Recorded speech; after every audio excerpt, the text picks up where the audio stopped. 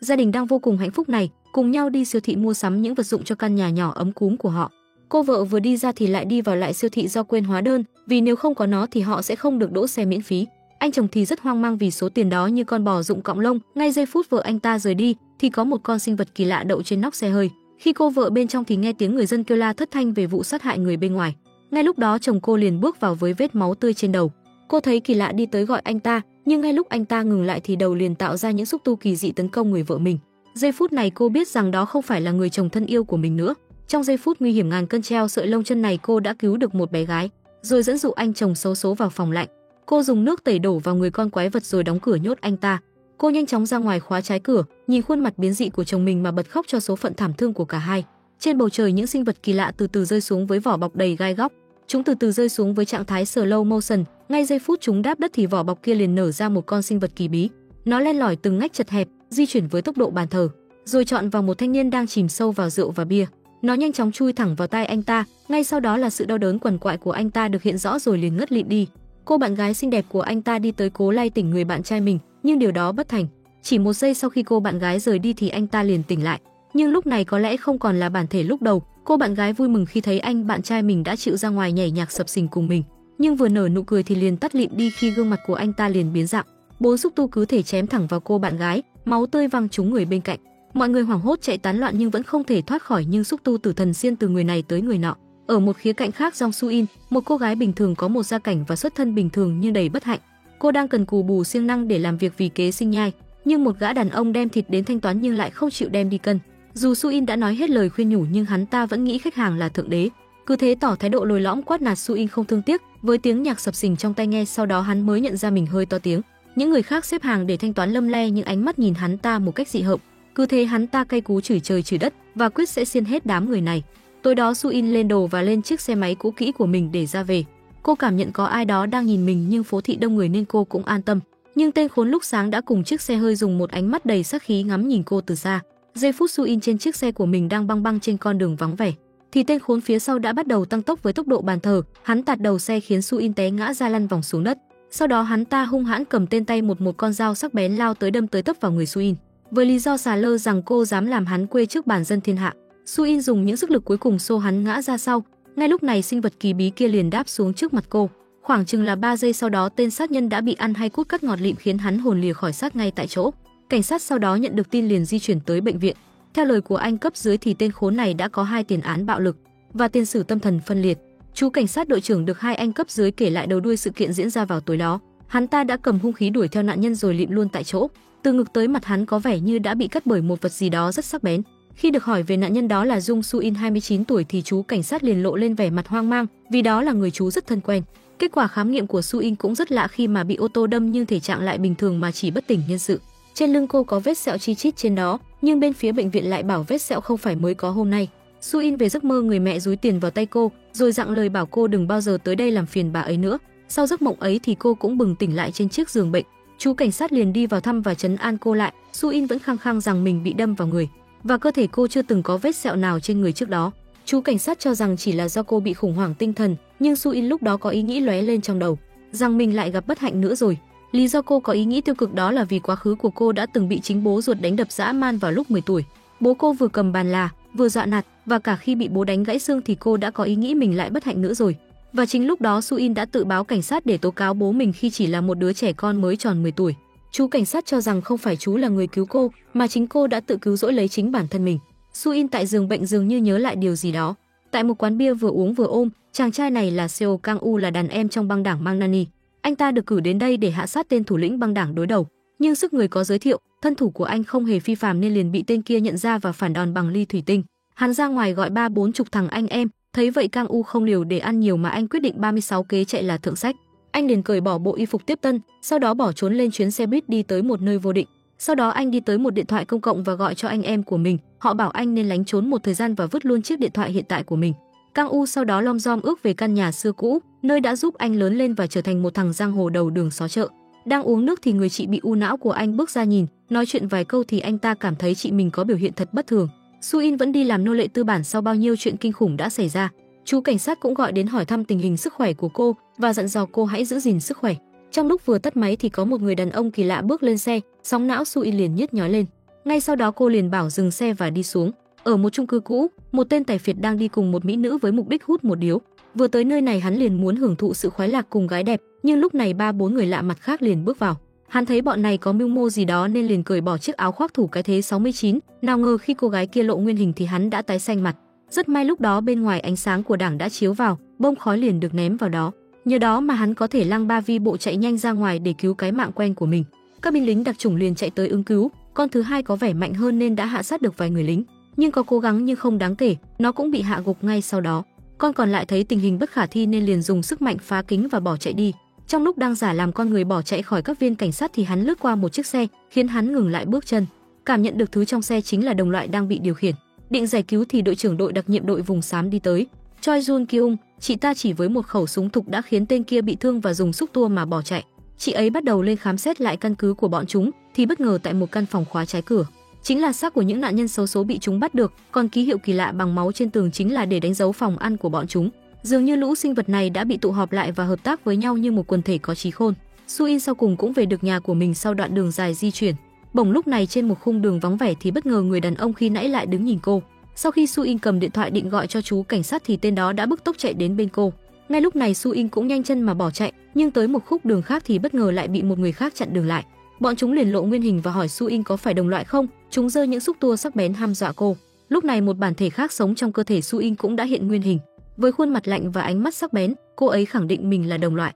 Người đàn ông liền đi tới đưa cho cô một poster về nhà thờ Sejin hội cầu nguyện phục hưng. Sau đó ông ta cùng người phụ nữ kia cũng rời đi. Kang U cũng nhẹ nhàng rời đi khi đã chứng kiến hết tất cả mọi chuyện này, nhưng lại vô tình tạo ra tiếng động. Vừa gặp Su In thì anh đã bị quật ngã rồi bị xúc tu kinh tởm kề vào cổ. Sinh vật này muốn tra hỏi thông tin khi biết anh đã thấy hết tất cả. Kang U cũng không giấu giếm gì, lập tức bảo anh đi tới đây nhìn là vì chị mình, và người phụ nữ khi nãy chính là chị của anh. Sau đó anh đưa chứng minh thư cho Su In kiểm tra. Sinh vật này bắt đầu hăm dọa Kang U và mong anh sẽ làm theo lời ta, nếu không thì sẽ truy cùng diệt tận. Giây lát sau đó Su In cũng đã trở lại bản thể của mình. Kang U vẫn ngồi chờ cô theo như lời đã hứa. Anh cười đùa rằng con quái vật nói rất đúng và nói cho Su In nghe. Dạo này cô có cảm thấy sóng não khó chịu từ một số người không? Trong lúc cô bị một tên điên đâm vào người thì một con quái vật còn non đã nhập vào người cô. Vốn dĩ nó sẽ ăn sạch não cô, nhưng do cô đã bị thương quá nặng nên nó đành phải bỏ qua việc đó mà cố gắng cứu sống cô. Và sinh vật trong người Su In đang tồn tại có tên là Heidi. Nói hết những lời Heidi căn dặn thì Kang U cũng vội rời đi. Còn Su In nửa bán tin bán nghi nên cô đã ghi là câu hỏi vào quyển sổ tay. Quả nhiên vừa nằm chợp mắt thì Su In đã thấy thời gian trôi qua tận 5 phút, lúc này quyển sổ cũng đã có dòng hồi đáp dành cho cô. Sáng hôm sau, tại trụ sở cảnh sát các quân lính đặc nhiệm đã bao phủ nơi đây để kiểm tra tổng thể về sinh vật kỳ bí. Còn Su In tỉnh dậy với một quyển sổ đã ghi chép đầy đủ lời giải thích nhiều mặt giấy của Heidi dành cho cô. Đội điều tra đặc biệt bên này tụ hợp lại tất cả các viên cảnh sát. Chị Choi Jun Kyung đi ra giới thiệu bản thân cho họ biết và chiếu lên tài liệu về ký sinh trùng đã quậy đục nước vào lễ hội EDM. Sau đó cô cho họ xem thi thể của sinh vật đó đã được đội đặc nhiệm trừ khử. Hiện những sinh vật này theo nghiên cứu thì vẫn chưa biết chúng đến từ đâu. Khi lũ sinh vật này ký sinh vào con người, nó có thể tự do biến đổi độ cứng và hình dạng của đầu. Hiện giờ chúng đã trà trộn vào loài người. Theo như được biết thì chúng ký sinh và ăn não của loài người theo bản năng và kiểm soát hoàn toàn cơ thể họ. Nhưng do cơ thể Su In quá yếu nên con ký sinh Heidi đã phải cố gắng đồng bộ để hồi phục giúp cô. Kết quả là cô được cứu sống, còn nó thì không thể hoàn toàn chiếm hữu cơ thể của cô. Và một ngày nó chỉ có thể chiếm hữu ý thức của Su In trong vòng 15 phút. Với thời gian ngủi đó Heidi đang phải cố gắng để bảo vệ cơ thể này và duy trì mạng sống của chính ta. Còn việc để tiêu diệt những con ký sinh này cũng rất đơn giản, đó là dùng khẩu súng hoa cải bắn thẳng vào tim của chúng. Chỉ cần cơ thể vật chủ mất nhiều máu thì ký sinh chiếm hữu cũng phải lìa đời theo. Ngoài ra việc kiểm tra ký sinh trên mỗi người không phải chỉ cần chụp X-quang, còn có thể kiểm tra bằng cách nhổ sợi tóc trên đầu họ. Khi sợi tóc rơi xuống đất thì chúng không thể hợp nhất lại với bản thể, vì là mảnh tế bào nên chúng sẽ khô lại và vỡ vụn. Heidi căn dặn Su In về những đồng loại của mình, nhưng nếu chúng biết bản thân Su In là biến chủng thì chúng sẽ tìm cách mà trừ khử cô. Heidi còn tự ghi hình bản thân lúc kiểm soát cơ thể vào điện thoại để cho Su In xem, nhìn hình ảnh của mình trong đó khiến Su In mắt rơi giọt lệ sầu. Và nhờ có chó săn mà những quái vật ký sinh ngoài kia có thể được truyền tín hiệu cho đội đặc nhiệm. Một người trong sở cảnh sát cho rằng làm vậy đúng là hành hạ thể xác người khác. Đội trưởng Choi liền đưa ra cái tai của mình đã bị đứt lìa cho ông ta coi và bảo rằng người đang chịu cực hình đó không còn là chồng của cô nữa. Đến một tiệm cầm đồ, Kang U quyết cầm đi chiếc đồng Rolex hàng hiệu của mình để tìm kiếm đồng tiền sinh tồn. Dù giá được trả với cái giá rất thấp nhưng Kang U không chịu cũng phải chịu. Kang U đem chiếc điện thoại của em gái mình để đi sửa, mong tìm được tin tức của cô bé. Sau đó anh ta đi tới một tiệm sửa xe để mua một con xe máy cũ, nhưng tên chủ tiệm này có gì đó rất bất thường. Sau khi Kang U quay lại lấy điện thoại thì được anh chủ tiệm ở đó nhắc nhở rằng gần đây có rất nhiều người đang tìm anh. Quả thực như lời anh ta nói, vừa trở về tiệm để lấy xe thì băng đảng của mấy tên đối đầu đã đi tới bao vây nơi này. Kang U bắt đầu đi đường quyền hạn hết tên này tới tên khác, khi bọn chúng có thêm quân tiếp viện thì anh đây đã nhảy được một chiếc xe rồi nhanh chóng phóng hết ga hết số. Anh chạy vào một phiên chợ nhỏ, sau đó bất ngờ té ngã xuống đường. Lê lết cơ thể đang có vết thương, Kang U vẫn cố vừa chạy vừa ném những vật dụng trên đường xuống để chặn đường bọn chúng lại. Sau một đường vòng anh đã chặn đứng được bọn bám đuôi, Kang U quay lại lấy chiếc xe của mình. Ra ngoài thấy một tên mập gọi anh liền dừng xe lại đi xuống né đòn rồi đấm trái vào mặt khiến hắn ra nằm ra đường, rồi Kang U ngạo nghễ rời đi trong sự tò mò của người dân xung quanh. Anh chạy đến bến cảng rồi gọi điện cho đàn em thân tín, hẹn cậu ta 9 giờ tối sẽ gặp lại. Kang U cầm tấm poster của lũ quái vật dự định tìm thông tin về cô em út của mình từ đó. Trung sĩ Kang đem sắp tài liệu anh ta thu thập được về các vụ án gần đây cho đội trưởng Choi. Anh ta còn lấy ra cuốn tiểu thuyết của cô viết ra để xin chữ ký, sau đó hỏi cô về cách để gia nhập vào biệt đội vùng xám. Chú cảnh sát đến siêu thị Suin làm và hẹn cô ra ngoài ngồi cà phê tâm sự. Do chú ấy có nhiều hoài nghi nhân sinh về cô nên đã tò mò nhổ một sợi tóc để kiểm tra, và bất ngờ nó không có phản ứng gì cả. Cảm thấy cô không bị gì nên chú ấy cũng an lòng. Trước khi rời đi còn tặng cho Suin một cái móc khóa và bảo cô nếu cần thì cứ gọi. Vì vợ và con chú đều ở Philip, còn chú đây đã ở một mình 3 năm ròng rã. Kang U một mình phóng tới nhà thờ để thám thính tình hình khi trời đã muộn. Còn Suin trong lúc chuẩn bị ra về thì đã bị hai kẻ đồng loại của Heidi đi tới chặn đường và muốn cô đi cùng. Tại đây có một kẻ đứng đầu, hắn ta bắt đầu phát đoạn video về người đồng loại của chúng bị cảnh sát truy bắt, và hắn đã biết họ đã dùng đồng loại để phát hiện ra chúng. Mindset của đám sinh vật này là cướp não người và ăn thịt người. Và đồng đội đầu tiên của bọn chúng đã bị hạ sát sau khi thực hiện bản năng này tại một lễ hội đông người. Và nhờ đó mà con người đã có thể nhanh chóng tiến hành nghiên cứu về chúng. Con người đã nghiên cứu chúng, đuổi theo chúng, lợi dụng đồng loại của chúng để tàn sát chúng. Và tên cầm đầu muốn tất cả đồng loại của mình có mặt tại đây đứng lên tổ chức một cuộc khởi nghĩa. Kang U đi tới một nhà kho gần đó thì bất ngờ nơi này treo đầy xác người còn rất tươi. Một tên trong đảng phái bắt đầu vào nơi này kiểm tra tình hình, hắn ta lộ ra hình dáng thật đưa xúc tu đi kiểm tra xung quanh, may mắn vẫn chưa phát hiện được Kang U. Còn bên này tên cầm đầu hắn cho rằng con người cũng như bọn chúng, vì họ sống ký sinh trong thực thể vô hình gọi là tổ chức, hy sinh vì nó. Vì cái tổ chức đó mà con người có thể làm những việc độc lạ bình dương mà bọn chúng không thể hiểu nổi. Và đó là lý do con người có sức mạnh nhiều hơn bọn chúng, và để khắc phục thì bọn chúng cũng phải tạo ra một tổ chức giống như thế. Cùng đó là kết hợp những năng lực mà mỗi bọn chúng có, để tránh được sự tàn sát và có thể sống dai thành huyền thoại. Lúc quan sát những cái xác được treo lơ lửng ở nơi đây thì Kang U đã bất ngờ thấy gương mặt của cô em gái mình. Anh chạm vào gương mặt thơ bé ấy rồi bật khóc thảm thương. Quá nóng giận về lũ ác ôn này, anh đã lao tới đánh đấm liên tục vào tên kia. Những tiếng động lớn này đã lay động hết lũ sinh vật đang ở nhà thờ. Bọn chúng bắt đầu di chuyển để tìm Kang U. Trong lúc di chuyển, tên cầm đầu đã quan sát những biểu hiện lạ thường của Suin. Kang U trong lúc bỏ chạy đã bị bọn côn đồ chặn mọi lối đi. Bọn chúng bắt lấy anh, mặc cho anh khuyên bọn chúng nên bỏ chạy. Cứ thế từng tên một bị lũ sinh vật kia chốt hạ nhanh chóng. Kang U được Suin gặp trên đường và cả hai cùng nhau bỏ trốn tới cây xăng do có người đàn em của anh chờ ở đó. Khi lên xe, Kang U cứ thắc mắc không hiểu sao lũ băng đảng kia lại biết anh đang ở nơi khỉ ho cò gáy này mà tới bắt. Thì tên đàn em thân thiết bắt đầu rút dao ra và muốn hạ sát anh, cả hai sau đó đấu nhau dữ dội trên chiếc xe hơi.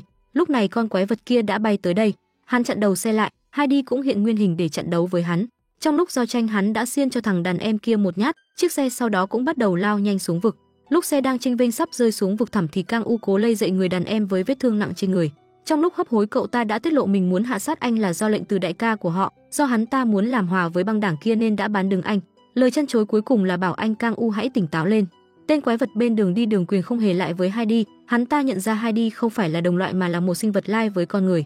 Định báo tin này với mục sư bằng cách bay lên bầu trời, nhưng bay được khoảng một đoạn thì liền bị một nhát xuyên tim. Hắn ngã xuống nền đất lạnh và nói lời chăn chối: "Ngươi là kẻ thù của đồng loại và người là kẻ ác." Ngay sau đó Suin liền quay lại bản thể, thấy Kang U đang ở bờ vực của sự sống và cái chết. Cô đi tới đưa tay cố gắng cứu lấy anh. Trong lúc chiếc xe lao thẳng xuống vực thì Heidi đã xuất hiện và dùng xúc tu cứu lấy Kang U. Cô ta cảm thán kẻ cộng sinh này chỉ sớm làm cả hai chầu trời sớm thôi. Trong quá khứ, gia đình của đội trưởng Choi rất hạnh phúc viên mãn như bao gia đình khác, nhưng đó cũng là cái ngày sinh vật huyền bí rơi xuống trái đất, nó bắt đầu chiếm đoạt thân xác của chồng cô, rồi vào siêu thị chém rơi một bên tai của cô. Trong lúc hoảng sợ đó, bản năng của một người mẹ, một người vợ hiền đã giúp cô chống lại nỗi sợ. Cô tìm thấy bộ tẩy rồi dẫn dụ anh ta vào phòng lạnh, sau đó khóa chốt nhốt anh ta lại. Kang U cùng Suin sáng hôm sau đi báo tin cho chú cảnh sát về các quái vật ở nhà thờ Sejin. Chú ấy nghe có vẻ hoài nghi nhân sinh, nhưng do anh tả quá chi tiết nên cũng muốn đến đó điều tra thử. Chú ấy liền đi tới tìm đội trưởng Choi. Cô ta có phần không tin tưởng nhưng ngay sau đó có cấp dưới đưa poster cho cô ta xem, và cô ta liền khen trực giác của chú ấy vẻ đúng, rồi điều động lực lượng hùng hậu nhanh chóng đến đó ứng chiến. Bọn họ vào nhà kho thì thấy vô số những bộ phận cơ thể con người được chất đầy đống ở đây. Trong lúc lục tìm những manh mối bọn ký sinh để lại thì vô tình chú cảnh sát nhặt được cái móc khóa mà chú đã tặng cho Suin. Trong lúc đó đội trưởng Choi đã luôn quan sát hành động bất thường của chú cảnh sát. Trung sĩ Kang sáng hôm sau di chuyển một mình tới một nơi nào đó. Hóa ra hắn ta là kẻ phản bội tổ chức và là kẻ báo tin để bọn ký sinh có thể lẩn trốn bởi sự truy lùng của đội vùng xám. Tên cầm đầu giao cho hắn ta nhiệm vụ tiêu diệt chó săn, vì khi nào hắn còn sống thì việc lẩn trốn của bọn chúng sẽ rất khó khăn. Chú Min gọi cho Su In đến gặp mặt vào sáng sớm tại một công viên bỏ hoang. Chú ấy hỏi về chiếc móc khóa liền được cô ấy bảo làm mất, chú ấy liền lấy chiếc móc ra và bảo cô hãy nói mọi chuyện với chú. Ngay lúc này chị đội trưởng Choi cũng trang bị súng ống mà bám theo, vừa gặp chị ta đã muốn bắn hạ cả đám. Kang U liền nắm tay Su In 36 kế chạy là thượng sách. Lực lượng vùng xám sau đó cũng ồ ạt kéo đến nơi này đông đảo cứ như quân nguyên. Heidi cũng xuất hiện để chặn cô đội trưởng Choi lại, cô bảo Kang U hãy chạy trốn trước. Anh nhanh chóng rời khỏi khu giải trí này, chạy thẳng lên ngọn đồi thì bất ngờ quan sát được hình ảnh tên trung sĩ Kang dùng dao đâm liên tục vào chó săn. Su In lúc này bị một đám người bao vây, sau đó liền ngất xỉu. Chú Min đi tới gần cô và bảo bọn họ hãy cất súng vì cô ấy không phải ký sinh. Đội trưởng Choi khi quay lại thì lòng đau như cắt, nhưng cô cố nén lại nước mặt của mình. Rồi cô quay lại đeo chiếc mũ của chó săn lên người của Su In và bắt chú cảnh sát Min lại. Tại nơi biệt giam, Su In đã gặp được ký sinh sống bên trong cơ thể mình. Heidi chia sẻ ở ngoài đời nếu cô tỉnh lại thì sẽ rơi vào trạng thái hoảng loạn và đau đớn cùng cực, và có khả năng sẽ đứt dây đàn rất cao. Vì vậy Heidi đã cắt đứt ý thức của Su In với bên ngoài. Heidi còn nói thêm đây có thể là lần nói chuyện đầu tiên và cũng là cuối cùng cả hai có thể nói chuyện trực tiếp với nhau. Tại thế giới nội tâm, Heidi cũng tái hiện cho Su In thấy nhiều thứ, cụ thể là hình dáng thật sự của cô ta khiến Su In hoảng hốt. Máy đo nhịp trở nên hoảng loạn, nhưng anh lính chỉ cho rằng chắc là đang mơ thôi.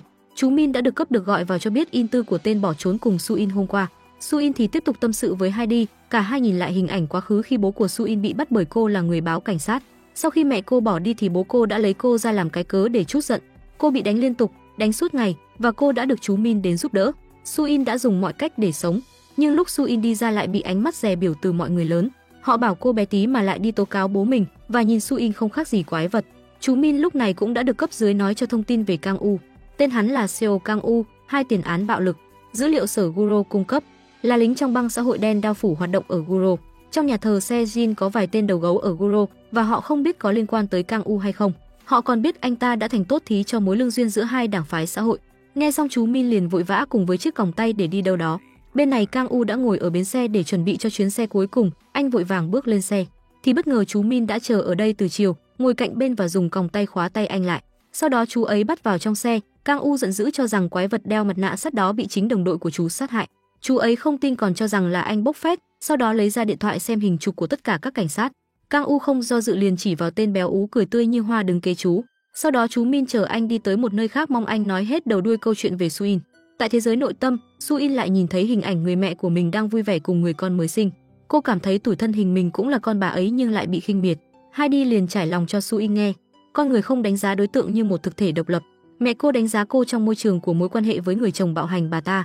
Thay vì ghét cô vì cá nhân cô, trải nghiệm của mẹ cô trong môi trường đó khiến mẹ cô nghĩ rằng bà ta ghét cô. Su In nhìn Heidi mà uất ức khóc không thành lời. Đáng lẽ nên để tôi chết mới đúng, tại sao lại biến tôi thành quái vật? Chú Min bên này cũng biết trong người Su Jin có hai tính cách, và theo Kang U thì HIDA chỉ xuất hiện để bảo vệ Jung Su In, vì để nó được sống. Chú Min suy nghĩ một hồi rồi đi ra mở còng tay cho anh. Hôm nay Su In bị áp giải đến trụ sở vùng xám, đến đó là chỉ có Trầu Tây Phương cực khổ. Chú mong anh Kang U có thể giúp mình. Và theo như Kang U nói thì Su In vẫn còn là con người, nếu cứu được cô ấy thì chú Min đây sẽ đảm bảo an toàn cho cả hai. Mục đích thật sự của vùng xám chỉ là tiêu diệt hoàn toàn tổ chức của lũ ký sinh, và với những kiến thức kinh nghiệm và trải nghiệm của cả hai thì chú Min chắc rằng sẽ dễ dàng thỏa thuận được với họ. Và nếu có vấn đề bất mãn gì đó xảy ra thì chú đây cũng xin đứng ra bảo lãnh cho cậu an toàn trốn khỏi biên giới. Kang U suy nghĩ rồi mong chú Min cho mình offer khác. Chú Min liền bảo chọn hoặc trốn khỏi đây hoặc giúp chú đây một lần. Suy nghĩ chưa được 3 giây thì Kang U liền rời khỏi xe. Chú Min thấy vậy liền buông lời cà khịa. Này đồ Jukon, biết vì sao cậu bị băng của cậu phản bội và phải chạy trốn không? Vì cậu quá hèn. Lũ quái vật sát hại em gái cậu, còn chị gái cậu cũng đã trở thành quái vật. Thế mà giờ đây quý nhân Su In từng giúp đỡ cậu khỏi cửa tử, thì cậu cũng chạy trốn mà không hề do dự. Cậu là loại phản bội cả người tin tưởng cậu, một kẻ không có can đảm để tin tưởng người khác. Nhưng lời của chú đanh thép như búa bổ, khiến côn đồn như Kang U cũng phải suy nghĩ rồi quay lại vào xe của chú Min. Theo lời chú Min, cậu bắt đầu cải trang và hành động theo căn dặn. Do đội đặc nhiệm mới thành lập nên không ai nhớ mặt ai, vì thế giờ cậu phải đi lên tầng 2 và vào được phòng thay đồ. Nhưng khó khăn của nhiệm vụ lần này chính là có thể đánh bại một người, đó chính là lính đặc công. Vừa vào thấy body 6 múi cao to, Kang U liền muốn hải quay xe, nhưng không còn đường lui nên anh ta quyết tâm quay trở lại, cùng bình xịt hơi cay mà chú Min đã chuẩn bị trước cho anh. Vì chú biết rằng anh này chắc không có cửa. Sau đó anh ta liền lên được đồ sang xịn mịn và bắt đầu kế hoạch của mình. Kang U thuận lợi được đội trưởng Choi ra lệnh lên xe canh chừng Su In. Việc vận chuyển Su In được điều động với lực lượng lính đặc nhiệm rất hùng hậu, nhưng trên đường đi vô tình đã có việc khiến kẹt xe. Đó là lũ quái vật, bọn chúng đã trực chờ ở đây để chờ đợi thời cơ này tấn công chó săn. Không chỉ một con mà bên dưới cầu bắt đầu xuất hiện thêm vô số những con khác. Có con còn lái chiếc xe hơi phi thẳng vào xe đang chở Su In tạo ra chấn động lớn. Sau đó nó nhảy lên đầu xe và hạ sát đi anh tài xế. Đội trưởng Choi nhanh chóng đến đây viện trợ thì chiếc xe lao thẳng về phía cô khiến cô ta ngất xỉu. Kang U ra ngoài thấy chị ta thì liền lấy đi thiết bị mở khóa. Lúc này chị ta tỉnh lại rồi liền khống chế anh. Những con quái vật ra sức hợp tác chiến đấu, chúng biết dùng xe đỡ đạn rồi ném thẳng về phía bên này. Đội trưởng Choi vì né chiếc xe đó nên đã thả Kang U ra, anh nhanh chóng chớp lấy thời cơ rồi leo lên xe. Quái vật lúc này lại xuất hiện và đội trưởng Choi phải lo lũ sinh vật này trước khi xử lý anh ta sau. Bên trong thế giới nội tâm Heidi cho Su In biết, dù bản thân cô có là quái vật thì vẫn luôn có người cố gắng giúp đỡ cô. Có người nghĩ đến mình, quan tâm đến mình thì con người không thể cô độc. Và chú Min luôn là người kế bên an ủi và động viên Su In trong mọi hoàn cảnh dù chỉ là một người lạ vô tình gặp nhau. Ngay sau đó Heidi liền giúp cô trở lại thực tại, vì Kang U đã tới và thành công mở khóa giúp cô.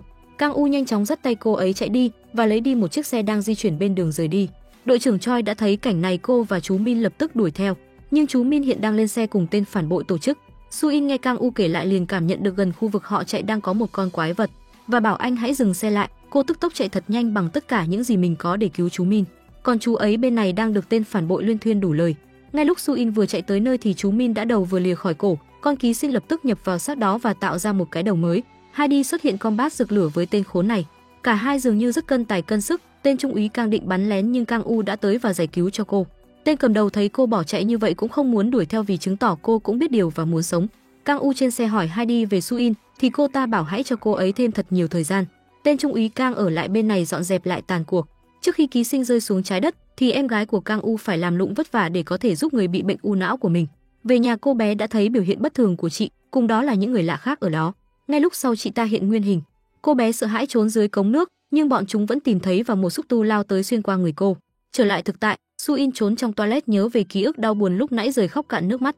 Còn con quái vật ký sinh trong người chị của Kang U đang lướt web để toan tính điều gì đó. Đội vùng xám họp cùng với các quan chức cấp cao, sau khi họp xong về vụ buổi lễ nhân gian, thì ra ngoài trung úy Kang cho tên cầm đầu hình chụp 10 quang của Su In và cô ấy hoàn toàn bình thường. Hắn ta nhìn hình, liền nhận biết được đây chính là biến chủng. Sau đó hắn ta cũng nhận được cuộc gọi của chị gái Kang U rằng đã xác định vị trí của hai tên bỏ trốn đó. Và cô ta bảo rằng chỉ với sức là có thể xử lý được, nên tên cầm đầu cũng không quan tâm nữa mà tập trung vào việc chính, rồi nở nụ cười vô tri cùng ánh mắt thất thần. Kang U và Su In đã đi tới căn chung cư 402 nơi người anh em thân tín của anh ở. Su In chia sẻ bản thân muốn đi giảng hòa, dù được Kang U khuyên nhưng cô vẫn muốn đi làm điều gì đó. Bên này đội vùng xám đã quan sát thấy nhà thờ mà bọn ký sinh hay lui tới, nhưng đó là nơi mà tên cầm đầu với tên phản bội đã toan tính từ trước. Chúng ra sức khuyên chị đội trưởng hãy truy quét nơi đó. Tối đó Su In lén lấy một ít tiền trong ví của Kang U rồi rời đi. Anh nhắm mắt nhưng không có ngủ, cảm thán rằng thân ai nấy lo đi. Su In sau đó nói cho đội trưởng Choi biết mọi chuyện rồi hẹn gặp cô ta ở quán cà phê để có thể dễ dàng hiểu hơn. Ở nhà Kang U, anh bạn thân đã về ném cho anh một cọc tiền và kêu cho khỏi trả. Cùng đó là nói trước đó em gái cậu đã nhắn tin hỏi, rồi anh ta bảo hãy tự gọi cho Kang U. Nghe vậy Kang U liền kiểm tra điện thoại của em gái, quả thực trong lúc gần đất xa trời cô bé đã soạn tin nhắn bảo anh mình đừng về nhà nữa, nhưng chưa kịp gửi đi thì đã bị tên cầm đầu sát hại. Sau đó anh mượn chìa khóa của cậu bạn thân để đi đâu đó. Bên này đội trưởng Choi sau đó lên tầng thượng của quán cà phê gặp Su In, cùng đó là trả giúp luôn cô ly nước cô đã uống. Mặc cho Su In ra sức giải thích về bản thân và Heidi hoàn toàn không có ý định làm hại họ, nhưng đội trưởng Choi không tin mà muốn cô ra về cùng bọn họ để điều tra đầu đuôi sự việc. Ngay lúc các lính đặc nhiệm vây quanh thì Heidi đã hiện thân rồi nhảy xuống tầng bỏ chạy. Trong lúc chạy Kang U đã đến kịp thời và đón cô rời đi. Trên xe Heidi cho rằng việc Su In đang làm quá nguy hiểm và việc này không hề có lợi cho việc sinh tồn. Nhưng với Kang U thì khác, anh thấy cô bạn mình đang làm hết sức cho việc sinh tồn. Đối với sinh vật như bọn cô, việc sinh tồn chỉ việc còn sống và thở đều, nhưng với con người thì khác. Với con người, sinh tồn là sống giữa những người khác, và để sinh tồn thì cô ấy cần phải tăng lòng tin của người khác với mình, đó chính là cách sinh tồn của Su In. Heidi sau đó căn dặn trong 3 tiếng nữa hãy chăm sóc Su In vì cô ta sẽ không thể xuất hiện vì hôm qua đã chiếm giữ thân xác cô rất nhiều. Lúc này tại căn nhà 402, con ký sinh chiếm giữ thân xác của chị Kang U tới và tìm họ. Anh bạn thân nhanh chóng gọi cho họ và được Kang U căn dặn hãy kiếm cớ mà chạy đi. Cô ta liền hiện nguyên hình cướp lấy điện thoại rồi cho Kang U 15 phút để quay về, nếu không thì bạn anh lành ít dữ nhiều. Ngay sau đó Su In liền quay về, nhưng theo sóng não thì cô ta liền biết rằng sinh vật đồng loại của họ đang ngủ say. Kang U ngay sau đó liền chạy vào để giải cứu cho họ, nhưng anh bạn thân đã bị cô ta chặn lại. Lúc này vì Kang U anh đã quyết quyên sinh thay vì bỏ chạy, cứ thế anh ta bị vô số xúc tu đâm xuyên cơ thể. Kang U dù rất buồn nhưng cũng lực bất đồng tâm, lại một lần nữa anh phải bỏ chạy. Bên này chị đội trưởng Choi lấy kéo cắt một phần tóc của thanh tra Kang nhưng hoàn toàn không có vấn đề gì. Nhưng điều cô không biết chính là kẻ cầm đầu chính là kẻ trong thân xác chú Min, còn tên thanh tra chỉ là kẻ phản bội và tham lam. Sau đó mọi người ở vùng xám lên nòng súng ống, rồi gọi ngay cho Kang U. Anh ra sức giải thích tên thanh tra Kang đó chỉ là kẻ phản bội, nhưng đội trưởng Choi dường như không tin lời của họ. Cô ta kêu họ hãy giữ điện thoại và nghe họ hành động. Nơi này quả thật có rất nhiều ký sinh ở đây, tiếng đạn súng nổ vang khắp điện thoại. Tên cầm đầu cũng chính tay hạ sát đồng loại của mình để chuẩn bị cho kế hoạch tối cao hơn. Bất ngờ lúc này con ký sinh trên người chị Kang U đã vô tình ngồi xe buýt và nhìn thấy cảnh tượng này. Cứ thế chỉ với một lúc, đội trưởng Choi và đồng đội đã truy quét thành công hết khu vực này. Đang khó hiểu không biết vì sao chúng lại sát hại đồng loại mình, thì Kang U nhìn thấy tấm băng rôn về lễ hội nhạc dân gian và anh ta đã suy đoán rằng kẻ cầm đầu không muốn đổi đầu với một người mà định đổi luôn với kẻ đứng đầu tổ chức con người. Trước đó thanh tra Kang đã bị bè bạn cà khịa về mức lương cảnh sát của mình. Anh ta đến nhà gặp mục sư quen biết thì được hắn ta cho một offer rất hời. Đó là sẽ cho anh ta mọi thứ mình mong muốn chỉ cần giúp hắn ta thống trị thế giới loài người. Chịu thì chịu, còn không chịu thì cũng phải chịu. Bản tin nhanh chóng đưa tin truy nã về Su-in, mà người công khai phát biểu đó lại chính là chú Min. Su-in sau đó được chị gái Kang U gọi tới để có thể gặp mặt tại vườn bách thảo. Buổi họp báo sau đó kết thúc, nhưng đội trưởng Choi đã thấy điều bất thường khi trước đó chú Min đây luôn ra sức bảo vệ Su-in. Tên trung úy Kang thấy tình hình không ổn thì liền nói bâng quơ giúp tên cầm đầu rời đi. Tại vườn bách thảo, chị của Kang U muốn lên kế hoạch hợp tác với Su-in để trừ khử kẻ đã sát hại đồng loại. Kang U do có cây cú từ trước nên đã dùng dao định xiên ả ta từ sau nhưng liền bị xúc tu trói chặt cổ. Nhưng sau đó cô ta liền thả ra, cô ta chỉ muốn báo thù cho đồng đội mình vì kẻ đã nói đạo lý bảo vệ lẫn nhau vậy mà lại đi phản bội họ. Và muốn từ đây tới lúc Kang U muốn lấy cái đầu này ra khỏi người chị anh ta thì cô muốn cùng hội cùng thuyền với họ trong thời gian này. Đội trưởng Choi được hạ lệnh đến một thành phố khác để kiểm tra tình hình của lũ ký sinh. Trong khi đó kẻ cầm đầu và tên phản bội đã lên xe để chuẩn bị đi tới lễ hội nhân gian. Heidi đích thân gọi điện tới cho đội trưởng Choi, cho rằng tên Kang chính là kẻ cấu kết với tên thủ lĩnh và hắn cũng chính là người sát hại con chó săn yêu quý của cô. Heidi mong cô ta tin lời họ và họ sẽ đi tới bắt tên cầm đầu và mong đội trưởng Choi cũng sẽ tới đó. Cô ta nghe có vẻ bán tín bán nghi, nhưng sâu chuỗi hết tất cả sự việc thì quyết định hải quay xe về phía lễ hội. Kang U đi tới lễ hội thám thính tình hình, còn Su-in cùng đồng đội ở ngoài xem xét xung quanh. Chị gái Kang U cho rằng nếu dù hắn mạnh thế nào thì cô ta và Heidi liên thủ thì cũng sẽ tiêu diệt được hắn. Nhưng Su-in biết rõ lý do tại sao Heidi lại cẩn trọng như vậy, là vì cô ấy sợ cô sẽ gặp nguy hiểm. Su-in cảm thấy cô ấy thật đen đủi khi mà có đầy người mà lại nhập vào thân xác đang hấp hối của cô, và cô ấy cũng không thể nhập sang một cơ thể khác như những giống loài còn lại. Nghe lời này, ả ký sinh cũng hiểu ra vì sao Heidi lại mạnh như vậy, là vì cô ấy đã trở thành một phần cơ thể của Su-in. Vì vậy cô ta phải mạnh mẽ và liều mạng chiến đấu để bảo vệ Su-in. Quái vật lúc này ở lễ hội đã xuất hiện và quậy banh nhà lồng nơi này. Lực lượng đặc nhiệm nhanh chóng tới nơi đây. Tên trung úy Kang ra sức bảo vệ thị trưởng trông rất giả chân, sau đó liền dìu tay dắt ông ấy rời đi. Đội trưởng Choi đã thấy hai ký sinh mình theo đuổi xuất hiện nên liền cầm súng đi tìm. Heidi sau đó xuất hiện rồi bảo chị Kang U rời đi trước, sau đó xuất hiện đánh ngã đội trưởng Choi. Cô thật sự phải sát hại bọn ta chỉ muốn sống và không muốn làm hại cô hay bất cứ ai khác. Con quái vật quậy ở chợ khi được đặc nhiệm đi tới kiểm tra thì không thấy đầu. Ở phía bên này cái đầu đó đang ở trong người tên trung úy Kang. Hắn thả ký sinh ra hạ sát tên cảnh vệ rồi sau đó nhanh chóng muốn tóm lấy thị trưởng. Nhưng kế hoạch hoàn hảo đó bất thành vì chị của Kang U đã đi tới. Kang U ngay lúc đó cũng xuất hiện đánh gục tên trung úy. Con ký sinh cầm đầu luồn lách trong đám thùng hàng rồi đánh bột mì rơi tung tóe. Cô ta thấy rằng nếu quái vật không có xác thì sẽ không tồn tại lâu được, nên muốn Kang U đưa thị trưởng rời đi để nơi này lại cho cô ta giải quyết. Trong lúc bất cẩn, con quái vật đã đánh lén được vào người cô ta. Sau đó cô ta dùng xúc tu đưa hai người ra xa, rồi đánh ngã hết nơi này để chặn lối di chuyển của con quái vật. Sau đó nói lời xin lỗi với Kang U. Vừa dứt lời thì cô ta cũng bị con quái vật cầm đầu hạ sát. Tên trung úy Kang thắc mắc không còn xác để thay cho đồng đội thì rất hoang mang. Vừa dứt câu thì tên cầm đầu cũng liền có xác. Đó chính là thân xác của hắn ta. Sau đó hắn liền nhanh chóng đi tìm thị trưởng, đưa đôi mắt dài 70 mét tìm kiếm và đã thấy bọn họ. Kang U nhanh trí dùng pháo nổ câu thời gian cho thị trưởng chạy trốn. Ông ta lại bị xúc tu bắt lấy chân lại, định ra đòn kết thúc thì Heidi đã xuất hiện và cứu họ. Cả hai sinh vật mạnh nhất ra sức đi đường quyền với nhau, không ai thua ai, rất cân tài cân sức. Nhưng do thực lực có giới thiệu, hắn ta nhanh chóng đẩy Heidi đi rồi chạy đi tìm chỗ trốn khác. Thị trường đã được Kang U đưa lên xe trở về an toàn, sau đó anh nhanh chóng quay lại để giúp đỡ. Hắn ta luyên thuyên đủ lời, sau đó dùng một con ký sinh khác đánh lén, nhưng Heidi đã có sự phòng bị lại đòn tấn công bất ngờ đó. Trong lúc hoảng loạn, hắn ra sức khuyên nhủ Heidi hãy cùng hợp sức thì có thể cùng nhau đứng đầu tổ chức loài người. Đội trưởng Choi nhanh chóng tới đây giương súng vào Heidi. Một con ký sinh khác đã xuất hiện phía sau cô ta. Heidi thấy được liền giơ xúc tu để bảo vệ cô. Sau đó đội trưởng Choi cũng chĩa súng bắn thẳng về phía tên trung úy Kang vì cô đã thấy điều bất thường trong gương. Đội trưởng Choi cảm thấy thật lạ khi Heidi không tấn công mình và cho rằng cô có linh cảm về việc cô sẽ hợp tác. Nhưng không, việc Heidi làm là do tin tưởng Su-in, một đứa trẻ kỳ lạ dù bị người khác tổn thương bao nhiêu lần vẫn luôn cố gắng bảo vệ người đó, luôn chủ động giúp đỡ người khác dù có bị lứa rồi. Nói xong thì cô ấy cũng liền ngất đi và mong hãy chăm sóc tốt cho Suji. Sau chuỗi ngày bôn ba thì Su-in cũng trở về cuộc sống thường nhật của mình. Trong lúc đang quan sát chú mèo con ăn thì đã gặp lại người bạn vào sinh ra tử với mình. Anh ấy cùng cô đi dạo ra ngoài bến cảng, rồi khoe chiếc áo đội trưởng Choi cho anh, sau đó lấy ra bức thư mà Heidi đã gửi lại để nhắn nhủ cho Su-in. Lần đầu tiên ta viết thư nên hơi gượng, nhưng mong cô hiểu. Ta đã thử suy nghĩ về ý nghĩa sinh tồn mà đồng loại của ta đã nói đến. Dù vẫn chưa có câu trả lời chính xác, nhưng ta nghĩ rằng thật may mắn. vì ta đã ký sinh vào cô và đã không thể chiếm hữu toàn bộ não cô. Còn câu cuối Kang U muốn Su In tự đọc vì anh nước mắt đã dâng tràn vì cảm xúc. Dù thích hay không, cô cũng không cô độc. Tại văn phòng vùng xám, có một người tự xưng là nhà nghiên cứu rất hiểu rõ về loài ký sinh này muốn đến giúp họ. Anh ta là một người Nhật Bản với cái tên là Izumi Shinichi. Được rồi, bộ phim đến đây là kết thúc. Các bạn bỏ ra 3 giây đăng ký kênh để ủng hộ chúng mình nha. Cảm ơn các bạn đã đón xem kênh của chúng mình. Hẹn gặp lại mọi người trong bộ phim tiếp theo. Ok, phần review phim của ngày hôm nay đến đây là hết rồi. Xin chào tạm biệt và hẹn gặp lại các bạn ở những tập tiếp theo.